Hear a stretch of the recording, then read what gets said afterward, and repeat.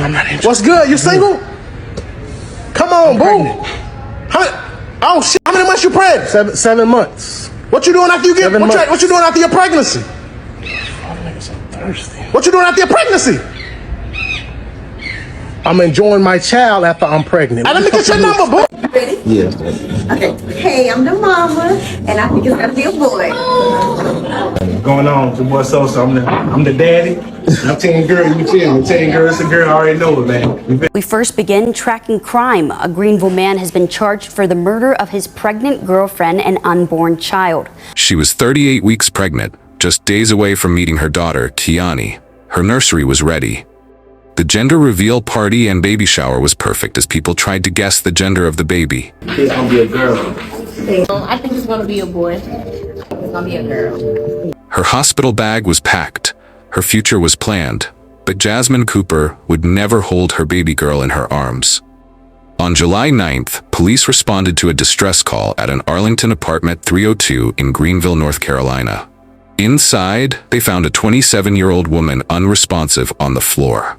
The medical examiner would later confirm what detectives suspected. Jasmine Cooper had been strangled and beaten to death, along with her unborn child. The man charged with their murders? The baby's father, Kayshaun Williams. What drives someone to destroy the very family they helped create? What warning signs were missed in the days before this tragedy? How did a relationship that appeared loving and perfect on social media end in such violence? And how could a man who publicly gushed about his pregnant fiancée become the orchestrator of such brutal destruction? Have you ever trusted someone so completely, opened your life, your home, your heart to them? What if that trust became the very weapon against you? This is the story of a mother who never got to be one. A baby who never took her first breath, and the devastating truth about what happened in apartment 302. If you want to understand how this tragedy unfolded, and perhaps save a life by recognizing the warning signs others missed, then stay with me to the end. Grab a cup of coffee and settle in for this captivating true crime story. And I'd love to know, where are you watching this video from? Drop it in the comments. Don't hesitate to join the conversation too, because your thoughts and inputs are a vital part of this story. Welcome to Mindtwist True Crime Stories.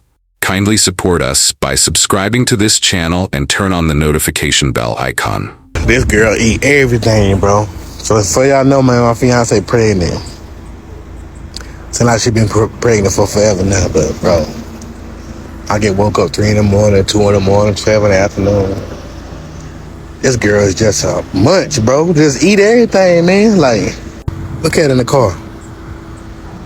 Ready to get something to eat now. Look, what she doing on her phone, y'all? I don't know. Looking at some damn restaurants, bro. This story takes us to Greenville, a quiet city nestled in the heart of North Carolina, known for its scenic beauty and close-knit community.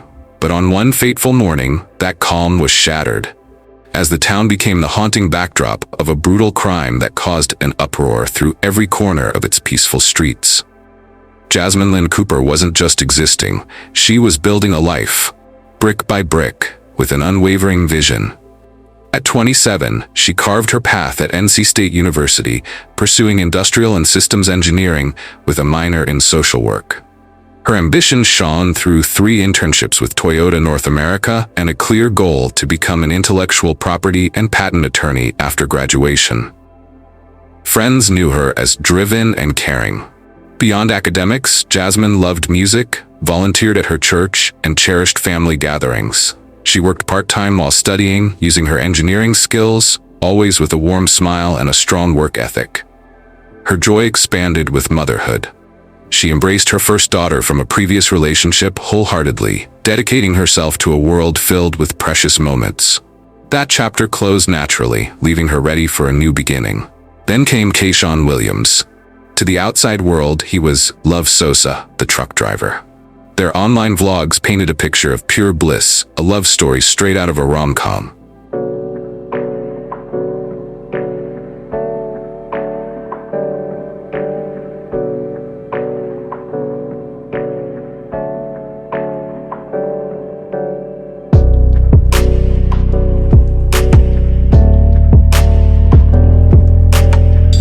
He surprised her with gifts, flowers, and thoughtful gestures. Social media showed them beaming, Kayshaun kissing her belly, his hands lovingly on her stomach in photos from early July. They called him her fiancé. Their excitement for Tiani was electric. Jasmine, 38 weeks pregnant, meticulously prepared a nursery. They attended childbirth classes, whispered names, building a future within apartment 302 at the Heritage at Arlington. Her social media documented her pregnancy journey. Doctor's appointments and ultrasound photos. On July 3rd, Jasmine posted a photo of her and Williams on Facebook kissing, and in one photo with his hands on her stomach. But the perfect picture online rarely tells the whole story, does it? Sometimes, those carefully curated images are nothing more than a masterful deception. Jasmine was just days away from meeting her baby girl, her dreams stretching out before her. But in that same house, a quiet darkness was gathering, a growing threat that would soon shatter everything. I did for my fiancé for V-Day. That's what I did for my baby for Valentine's Day.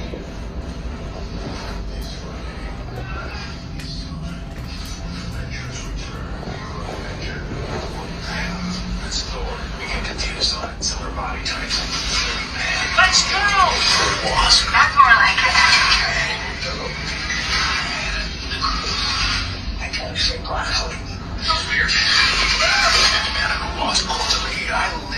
That's what I did for her, y'all. So I'm about to go get her. I'm about to go get her and tell her to come to the room. She don't know what's going on. She's thinking.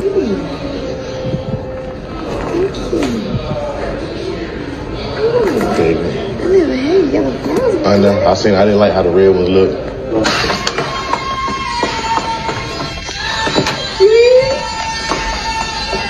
See all your balloons. You didn't even look in the bathroom.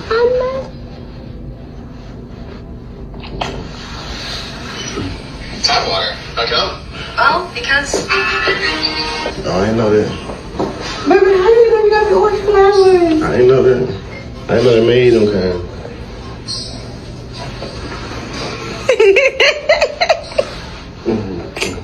I love you. I love you too.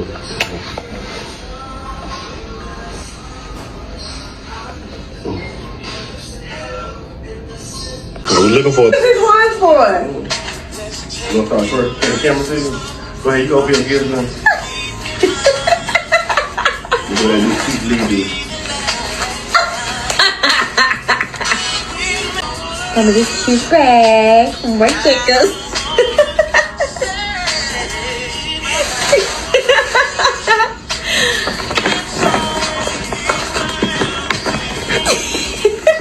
Kayshaun Williams was a 29-year-old truck driver whose social media painted the picture of a hardworking man excited about becoming a father. Their online presence showed a couple in love, Kayshaun taking Jasmine to Build-A-Bear for her birthday, the two of them laughing in the car, sharing meals, and preparing for their baby. But friends later revealed glimpses of a different reality. The relationship had rocky moments, according to those closest to them. There were arguments, periods of tension, and brief separations that never made it to their carefully curated social media feeds. What's particularly troubling is that despite these difficulties, there were no official reports of domestic violence. No calls to police, no restraining orders, no documented history that might have predicted what was coming. Jasmine's pregnancy journey began with excitement. At her baby's gender reveal party, surrounded by friends and family, she unwrapped tiny outfits and practical gifts, while guests guessed the baby's birth date on a calendar. She had chosen the name Tiani for her daughter, a name that would never be called at school roll calls or graduation ceremonies. As her due date approached, Jasmine was just weeks away from holding her baby. At 38 weeks, she had reached the point where many mothers count down days, not months. Her hospital bag contained neatly folded nightgowns, diapers, a coming-home outfit for the baby, and a birth plan. But as Jasmine's pregnancy progressed, subtle changes appeared in Kayshaun's behavior. Friends noticed he seemed more distant. His work schedule as a truck driver kept him away for longer periods. The loving social media posts became less frequent. What happened in the days before July 9th that transformed an expectant father into someone capable of unimaginable violence? The man who painted himself as Love Sosa online held a history of darkness behind closed doors. Kayshaun's true nature began to surface long before that July morning. His family had allegedly witnessed his violent, controlling behavior on multiple occasions. He was possessive, quick to anger, prone to outbursts. There were times he had hit and choked her in fits of jealousy. And then, the gender reveal. What should have been a moment of pure joy became a turning point. For Jasmine, it was a dream. For Kayshaun, it was a shift. His excitement vanished. He grew distant, showing little to no interest in the pregnancy. This disappointment, this perceived affront, fueled a deepening rage within him. Jasmine tried to confide in friends and family, but they saw the happy posts, the love story, and couldn't reconcile it with Jasmine's whispered fears. Her concerns were dismissed, her reality unseen. How often do we misread the signs, trusting the filtered image over the quiet cry for help? This story pulls back the curtain on a hidden struggle, a stark reality for so many. If it's opening your eyes, kindly hit the like button. It truly helps us bring these critical stories to a wider audience. And in the comments, share your thoughts on the subtle signs that can be missed in these situations. I want to try to take that. You want what? I want to try that. What's that? So the fun, yeah. It's a challenge. Is it about food? No. It's a thing who get away with having a sneaky link. Get away with what? Having a sneaky link. Come watch it. What the hell you want to try that for? I want to what points you get. I want to know your number. What number you get? How you get points on that? You gotta watch the video. I'm gonna have to put a video, but this head kind of hurt. You probably will win. Nuh-uh. What the f*** about that? Cause you gotta win, so come on. What the f*** in? See what I gotta deal with. July 9th began like any other summer day in Greenville. Temperatures climbed into the high 80s as residents went about their morning routines. Inside apartment 302 at Heritage at Arlington Apartments on West Arlington Boulevard, something terrible was unfolding. For Jasmine, the day started with joy. A final moment of celebration was imminent, a lifetime of motherhood.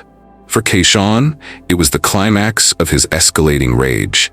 In their living room, a heated argument erupted. It wasn't just about the baby's gender anymore. Kayshaun was consumed by paternity doubts, his fury building. In a fit of uncontrolled rage, Kayshaun struck Jasmine with his fists. He then grabbed a metal pipe and repeatedly hit her head, face, and chest. The assault continued as he dragged her into their bedroom, where he strangled her with his bare hands. After the attack, Kayshaun fled. He drove to his mother's house, attempting to cover his tracks. From there, he made a frantic 911 call, pretending to have just discovered Jasmine's lifeless body after returning from grocery shopping. He staged the scene, a desperate performance of innocence. After police announced the tragic passing of his fiancé and their unborn child, he then posted a status on Facebook, acting like he didn't know what happened to his girlfriend. In the social media post, Williams, who goes by Love Sosa on Facebook, said he didn't know where to start. He said he couldn't think. "I don't even know where to start. What I just lost is mind-blowing," Williams said. "I'm lost out here, man. I can't think. I'm sick. My fiancé and my baby girl Jasmine Cooper, I will never be okay. My heart is broken, man. Why do I always lose what I love when I've been doing nothing but good things in life? Maybe I should just end it all. I miss you, baby." But detectives weren't fooled. This wasn't grief. It was a desperate attempt to manipulate, to cover tracks, to play the victim. With the same hands that ended 2 lives, he typed out this performative sorrow. A final, calculated act of deception. At 9:50 a.m., Greenville police received a welfare check call to apartment 302 at the Heritage at Arlington. Someone reported finding Jasmine unresponsive. Officers rushed to the scene. Inside, they discovered the 27-year-old, 38 weeks pregnant, unconscious. Paramedics arrived, working desperately to save her. Jasmine and her unborn baby girl were rushed to ECU Health Medical Center. But despite every effort, both Jasmine and Tiani were pronounced dead shortly after arrival. The Pitt County Medical Examiner's Office conducted an autopsy. Their findings were definitive and devastating. Jasmine's death was a homicide. The cause, blunt force trauma to the head and strangulation. Medical staff confirmed Kiani's death was a direct result of her mother's injuries. This was no accident. This was a brutal, intentional double murder. This case is particularly heartbreaking, said Chief Sauls of the Greenville Police Department. We're dealing with the loss of 2 lives, a young woman and her unborn child. What made this crime even more disturbing was the absence of forced entry. There were no signs of robbery, nothing to suggest a random attack. The evidence pointed to someone Jasmine knew and trusted. This monster wasn't from the outside, he was already inside. In many domestic violence cases, police are often aware of the problem due to prior instances of being called for sin. But in the case, police say there were no early warning signs before they were called to the apartment of Jasmine Cooper and Kayshaun Williams. 27-year-old Jasmine Cooper was 38 weeks pregnant when she was killed by blunt force trauma to the head and strangulation. We received a call for just check welfare in the early morning hours of the 9th. Officers responded to the victim's address and found her there to be unresponsive. According to social media posts, Cooper had planned to name her unborn daughter Kiani, who tragically passed away with her. She was immediately transported by our EMS personnel in hopes that we would be able to do emergency procedures to save the child's life. I do not know from the injuries and have no reason to believe that there were any injuries that caused the child to die individually and most likely succumb to the mother's injuries. Investigators launched a full-scale examination of the apartment. What they found painted a horrifying picture. Blood splatters covered floors, walls, and furniture, clear evidence of a violent struggle. They located the metal pipe, believed to be the weapon. Sent to the crime lab, analysis revealed Jasmine's blood on it, and crucial fingerprints matched both victims and Kayshaun. As detectives processed the crime scene at apartment 302, digital investigators began examining Jasmine and Kayshaun's phones, computers, and social media accounts. The contrast was striking. Public posts showing a happy couple preparing for their baby, private messages revealing tension and conflict. Location data placed Kayshaun at the apartment during the critical time window on the morning of July 9th. Physical evidence collected from the scene included fingerprints, DNA samples, and items that showed signs of a struggle. Forensic analysis revealed blood patterns consistent with the medical examiner's findings of blunt force trauma. As investigators built their case, Kayshaun Williams' behavior raised additional red flags. He had not reported to work. His social media accounts fell silent. Most telling, he had not visited Jasmine at the hospital or contacted her family. What investigators discovered next revealed the calculated nature of what had occurred in apartment 302. Cell phone records showed Kayshaun had researched methods of strangulation days before the attack. His internet history contained searches about domestic violence laws and prison sentences. Police now had their focus. To gather more proof, they obtained surveillance footage from a nearby convenience store. The video showed Kayshaun making a purchase around 9 a.m. on July 9th. Comparing this timestamp with his 911 call, made just an hour later, they realized the horrifying truth. Jasmine had already been murdered before he even left for groceries. His discovery was a lie. Further evidence came from a neighbor's security camera, showing Kayshaun leaving the apartment around 9:50 a.m., carrying a bag before driving away. The evidence was overwhelming, undeniable. Kayshaun Williams' web of lies had completely unraveled, piece by agonizing piece. But he wasn't going down without a fight. If you know someone in a potentially dangerous relationship, share this video. It could save a life.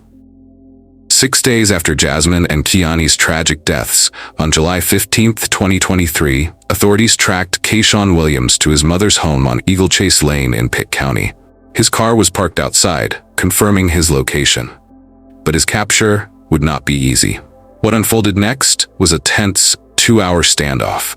Greenville Police Department's emergency response team and the fugitive criminal apprehension team surrounded the house. Officers negotiated, working to bring him in without further violence. Just after 11 a.m., Kayshaun Williams was officially arrested. Video from local TV helicopters showed police escorting him in handcuffs to a Pitt County Sheriff's Office van. In custody, Williams was charged with 2 counts of first-degree murder.